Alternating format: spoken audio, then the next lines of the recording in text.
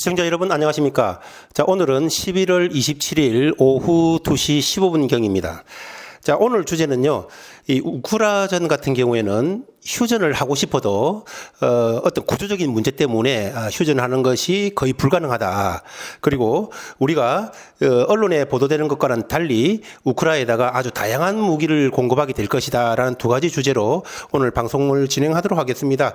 자, 올해 이 첫눈이 밖에 보니까요, 아주 한방눈으로 아주 예쁘게 내리고 있습니다. 자, 시청자 여러분, 우리 6.25도 그러지만은 대부분의 전쟁들이 늦은 한밤 또는 새벽이 되죠. 그것은 왜냐하면은 이 전쟁이라는 것은 기본이 상대에 대한 기만입니다. 상대가 눈치채지 못할 때 선빵을 날리는 거죠. 자, 그것이 전쟁의 가장 핵심이 기만인데, 자, 트럼프가 이 24시간 이내에 자기가 이 집권을 하면은 휴전을 할 거라고 했는데 그것이 왜 이 구조적으로 불가능한 것인지 지금부터 말씀드리도록 하겠습니다. 자, 바로 본론으로 들어가서요.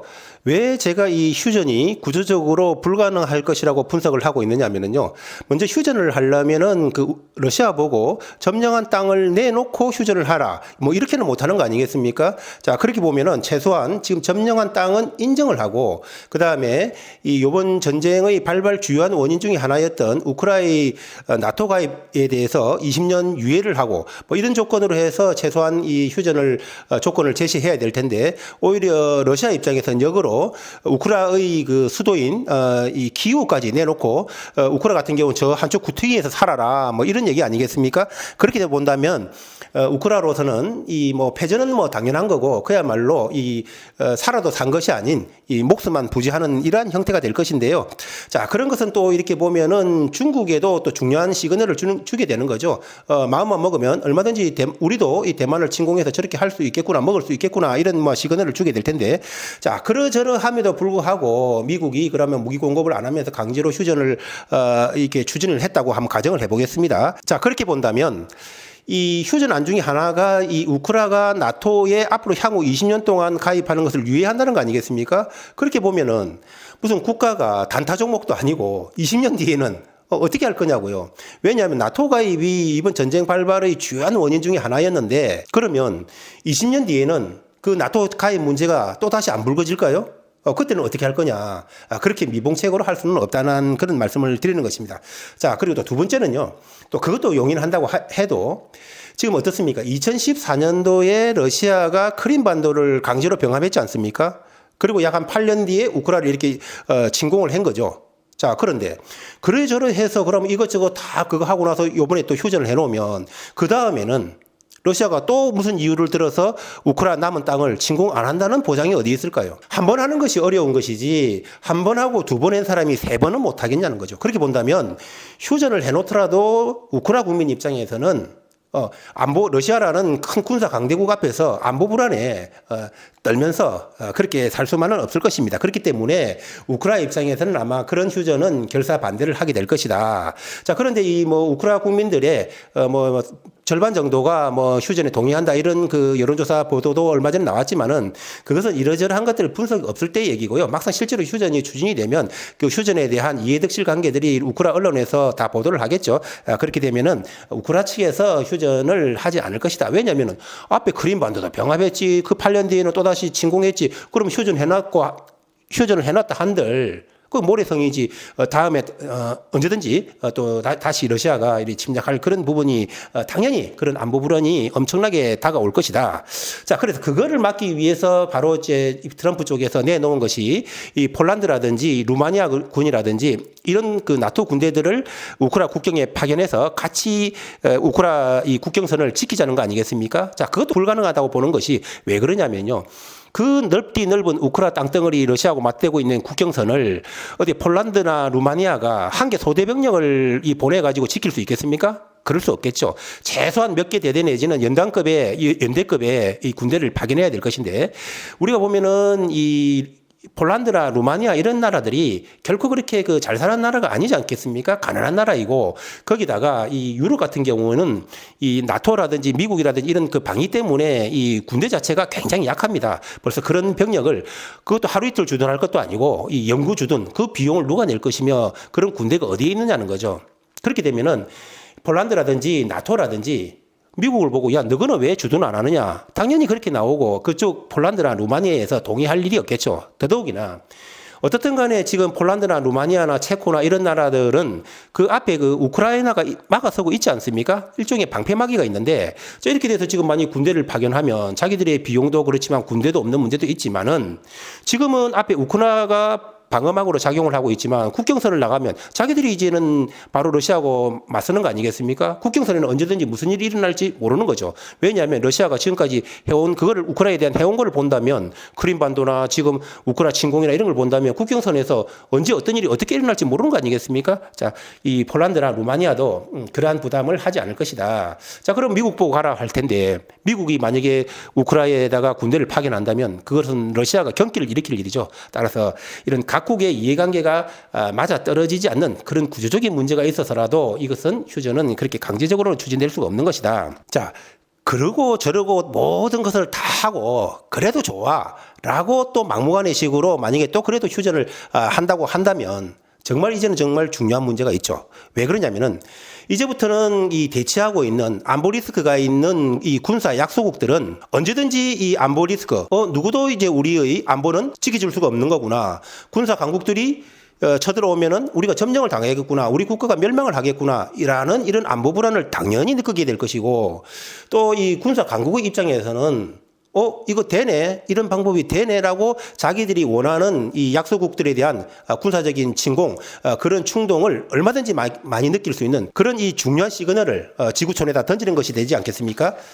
자, 그렇게 된다면은 앞으로 이 전 세계는 이 목숨을 부지하는 것이 가장 중요한 것이 되겠죠. 잘 먹고 잘 사는 것은 그 다음이 될 것이라는 얘기입니다. 자, 그렇게 본다면은 이 군사적으로 대립하고 있는 이 약소국들 입장에서는 당연히 핵 보유 도미노 현상이 일어날 수밖에 없을 것이다. 왜냐하면 이제부터 핵만 만들면 누구도 우리를 건드릴 수 없다는 이런 생각이 있지 않겠습니까? 자, 여지껏 이 핵을 만들지 않았던 이유는 대체적으로 두 가지로 봐야 되겠죠. 한 가지 큰 이유는 뭐냐면은 미국의 그 경제 제재, 핵을 만드는 것에 대한 경제 제재. 두 번째는 우리가 꼭 핵을 만들지 않더라도 이 세계의 이 집단 방위 체제 동맹국을 중심으로 해서 그러한 부분들 때문에 핵 위협, 핵 사용을 잘 못할 것이다. 이러한 부분들이 있어서 굳이 핵을 만들지는 않았지만 경제 제재를 받으면서까지 그러나 상황이 이렇게 변해버린다면 이제는 누구도 누구를 지켜줄 수 없는 우리 목숨은 우리가 지켜야 된다는 것이 제일 중요한 이슈로 떠오르지 않겠습니까? 목숨보다 더 중요한 건 없는 거죠. 그렇다면 경제 제재 당분 얼마를 받더라도 당연히 모든 국가들은 핵을 보유하려고 나설 것이다. 왜? 그 핵이라는 게 뭐 만드는 게 고난도의 기술이 필요한 거지 아니지 않겠습니까? 웬만한 국가들은 다 만들 수 있죠. 우리나라만 하더라도 6개월 내지 1년만 하면 핵무기를 만들 수 있을 것이고 일본 같은 경우는 한 6개월만 해도 만들 것입니다. 그렇죠? 대부분의 나라들도 한 2, 3년만 하면 만들겠죠.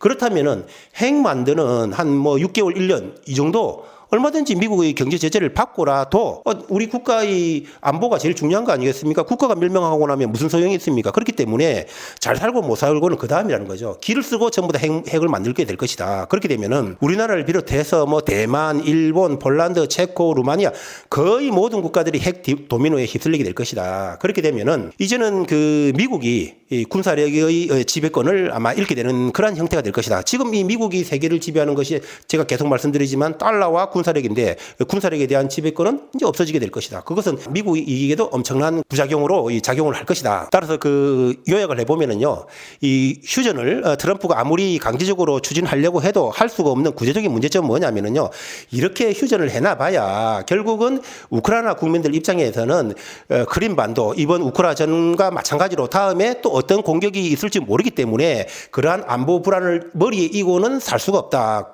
뭐 국가의 안보가 이게 아니가 뭐 단타 종목이 아니지 않습니까? 1, 20년 보장된다고 해서 그것이 보장되는 건 아니기 때문에 우크라이나 국민들 입장에서는 이런 휴전안을 받아들이지는 않을 것이다. 두 번째로는 또 강제로 휴전을 그런 거 저런 걸 다 무릅쓰고 하려고 해도 국가 간의 이해관계가 충돌하기 때문에 또 안 될 것이고, 세 번째로는 그러한 것을 이런 휴전을 완전히 이거는 그냥 일방적으로 침략 국가인 러시아의 요구 조건을 다 들어주고 휴전을 해야 되는 거 아니겠습니까? 완전히 그냥 우크라이나는 목숨만 부지하는 형태가 될 텐데, 이러한 이 잘못된 시그널을 던지면 침략 국가들에 대해서 전쟁을 부추기는 결과가 될 것이고, 그 결과로 그 반대편에 있는 약소국들은 전원 이 핵 보유를 하고 나서는 그러한 지구촌 핵 도미노 현상에 휩싸이게 될 것이다. 그렇다면 핵 보유국들은 그들의 이 기득권을 내려놓아야 될 것이다.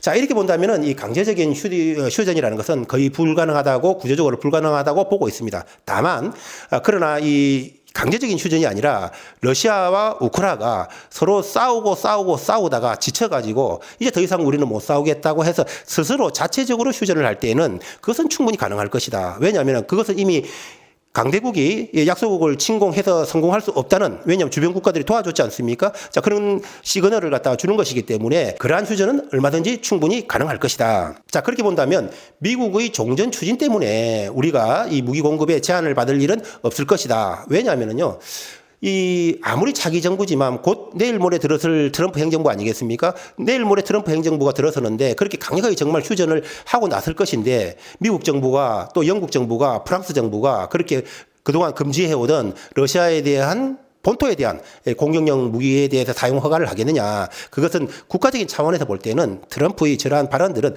일종의 기만 전술, 그것이 그들 국민들에 대한 기만 전술이든 어떠한 형태든지 기만 전술일 것으로 보고 있다는 그런 말씀을 드리는 것입니다. 자, 그렇게 본다면 오늘 그 폴란드 특사단이 이제 윤 대통령을 예방을 한다고 하죠. 여기서 이제 그 폴란드가 무기 목록 리스트를 내미게 될 것인데요. 언론 보도에 따르면은 이제 155mm 포탄하고 이 방공용 무기 같은 경우에는 이 우리나라의 그 퇴역한 그 호크 미사일이 있지 않습니까? 자, 그것을 우리가 수량을 파악했다는 걸로 봐서 그것이 공급이 될지 않겠느냐 이렇게 보지만은, 저는 그것보다는 이번에 이 다양한 무기의 공급이 이루어질 것으로 보고 있습니다. 왜 그러냐면은요, 어제 아랫게 그 러시아 외무차관의 발언이 있었지 않겠습니까? 한국이 공격용 무기, 살상용 무기를 공급해서 러시아 본토를 때려가지고 러시아 시민들이 살상을 당하면 그것은 심각하게 대응을 하겠다고 했는데, 그 말은 역으로 뒤집어 본다면은 러시아 본토만 때리는 공격용 무기가 아니면 괜찮다는 것을 의미한 것이라고 본다면, 우리가 휴대용 대공 미사일인 신궁이 있지 않습니까? 그리고 또 휴대용 그 대전차 미사일인 현궁, 그다음에 대전차 지뢰 살포탄, 그다음에 박격포탄 가지고 뭐 시민 공격할 일은 없지 않겠습니까? 자, 그렇게 본다면 그러한 다양한 무기들이 공급될 가능성이 매우 높다. 왜냐하면은 제가 계속 주장을 하는 거지만은 우리가 국내에서 무기를 만들어 가지고 실험 테스트하는 거 하고요, 실전 현장에서 그것을 사용하는 거하고 하늘과 천냥지 차이라는 말씀을 계속 드리지 않습니까? 그런데 최근 보도에 나오는 걸 보면 북한 같은 경우에도 이 KN 미사일 계열들을 한 100기 정도를 가지고 가서 이렇게 사용을 해서 실전 테스트 경험을 얻어가지고 그것을 갖다가 우리 결국은 이 한반도를 향해서 겨냥할 것이라는 거 아니겠습니까? 그렇다면 우리도 이러한 우리들의 첨단 무기들을 실전에서 테스트해서 사용해 볼 그러한 필요성이 굉장히 클 것이다. 또 그것은 제가 계속 강조드리지만 우리 K방산에도 큰 이 마케팅 효과가 되는 거기 때문에 그러한 부분들을 할 것이다. 자, 그리고 또 보면은 단순히 뭐 이렇게 155mm 포탄만 공급할 것 같으면은 제가 계속 말씀드리지만 윤 대통령이 오래전부터 벌써 이런 워딩을 내놓고 반응을 보고 있지 않습니까? 이건 여론을 살펴보는 거거든요. 이렇게 뜸을 들이지는 않았을 것이다. 그것은 이미 다양한 무기의 공급을 염두에 두고 그러한 부분들을 할 것이라는 말씀을 드리면서, 자, 그렇다면은 이 다양한 무기와 대부분에 관련되어 있는 종목이 바로 한일단조 정말 이 주목해야 될 종목이다 말씀을 드리면서, 자, 제가 계속 말씀드리는 말씀이지만은 밀짚 모자는 겨울에 살아. 이 주식은 공포를 먹고 자라는 것이다. 자, 오늘 방송을 마치도록 하겠습니다. 감사합니다.